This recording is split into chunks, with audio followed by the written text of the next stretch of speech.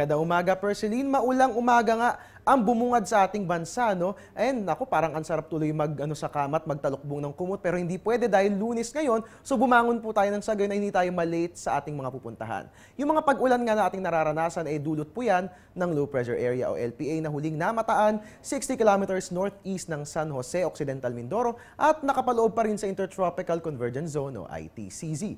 Kaugnay nga nangaasang lagay ng panahon dito po sa atin sa Metro Manila, ganoon din po yan sa may Central Luzon, sa Mimaropa, Calabarzon, ganoon din sa Bicol Region, Western Visayas, Zamboanga Peninsula, Northern Mindanao at ganoon din yan sa Caraga at Davao. Maaasahan po dyan ang cloudy skies na may moderate to occasionally heavy rain, showers or thunderstorms. Habang dito po sa atin sa natitirang bahagi naman ng ating bansa, asahan po natin na magiging maulap din ang ating panahon na may light to moderate rain showers or thunderstorms. Ayon kay Pag-asa Weather Forecaster Glyza Escollar, sa ngayon ay nasa inland ito at hindi nga natin inaalis ang posibilidad na maging bagyo. Pero just the same, continuous monitoring pa rin ang ginagawa ng ating Weather Bureau. At ito nga mga kababayan, dagdag kaalaman ngayong Lunes ng umaga, ano-ano nga ba yung mga factors na tinitignan natin para madeklarang bagyo ang isang LPA. Una po, kapag umabot ito sa 27 degrees Celsius, yan pong tinatawag na sea surface temperature. Pangalawa naman, malakas ang presensya ng warm air mass at panghuli kapag may low vertical wind shear. Sa ngayon, yan ang mga bagay na tinitignan dito ng Pag-asa.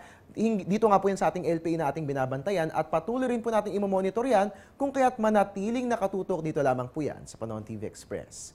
Magbabalik ang ating ulat panahon makalipas ang isang palal. Teng, ang package. Ma'am, sabi ng Air 21 on the road na. Ano, Teng? Ang package. Ma'am, sabi ng Air 21 na receive na. Okay, very good. Basta padala, sagot ka ng Air 21. May real-time delivery updates via text para worry-free ka. Teng, ang package, napadala mo na? Yes, ma'am, sa Air 21. Sa Air 21, sagot ko, padala mo. At iyan po muna ang latest mula rito sa Pag-asa DOST. Umula no umaraw man, I'm the man. I'm your weatherman, Harry Bayona, at your service sa Balitaan. Balik sa iyo, Perceline.